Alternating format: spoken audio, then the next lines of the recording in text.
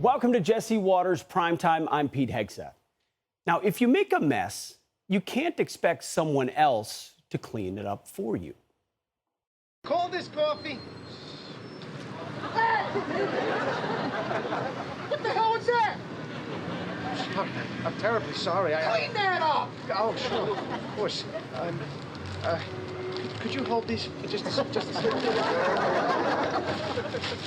Here you go. Don't worry about a thing. It's gonna be fine. There we go.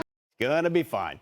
And Bud Light made a giant mess on aisle 9 when they tried to make this the face of their cans.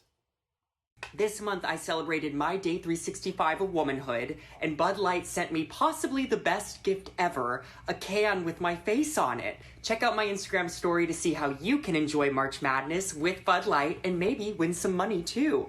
Love ya! Cheers! Go team! Whatever team you love, I love too. Okay. Love ya. Okay, break a leg. Woo! Playing a character.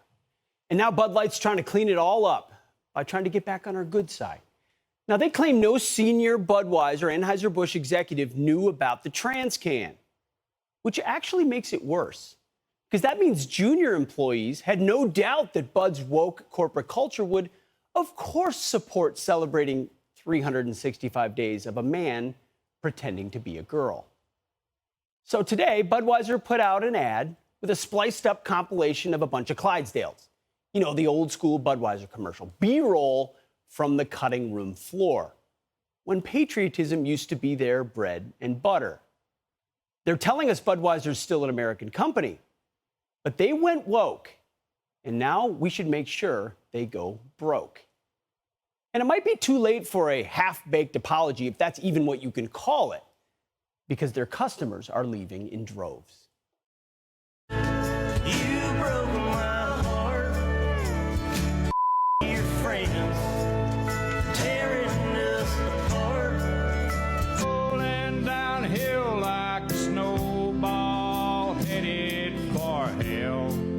So bye-bye, Miss American Pie. Drove my Chevy to the levee. That's a lot of beer or water.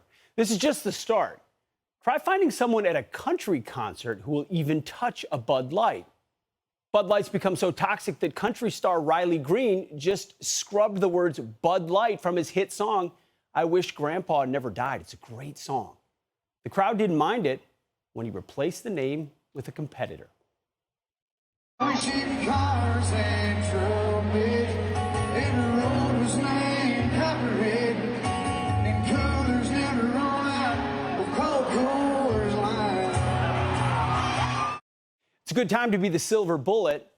Their mountains are shining bright blue because the iconic blue can of Bud Light has transitioned to bright pink.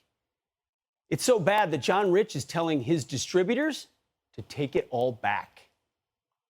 Bud Light has been the #1 selling beer at my bar, Redneck Riviera, down in Nashville. And over the past 7 or 8 days, our Bud Light sales are non-existent, to the point where we had to call the distributor and say, hey, would you come down and pick up these 118 cases of Bud Light, because nobody's ordering them and they're just going to go bad sitting here. So at the end of the day, if the customers don't want it, I can't stock it.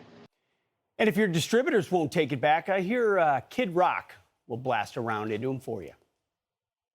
Let me say something to all you and be as clear and concise as possible.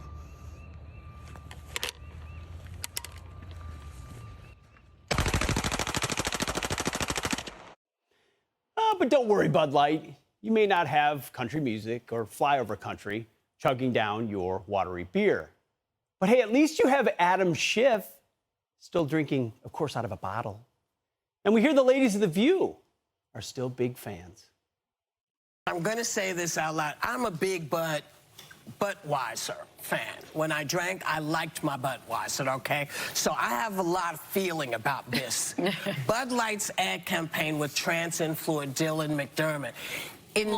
Mulvaney, sorry. Listen, Budweiser, we're all Americans here. We appreciate your beer, whether it's light or the regular beer. You have every right, and we have every right to buy it if we like it. Don't let them scare you. Right. Let us scare you. Whoopi loves Bud Heavy. But if Whoopi and pencil neck's virtue signaling is all Bud Light has, it's not good business. Anheuser-Busch's values plummeted over $5 billion since Dillongate. Sales are already down over 10% year over year. That's all from backlash on one beer.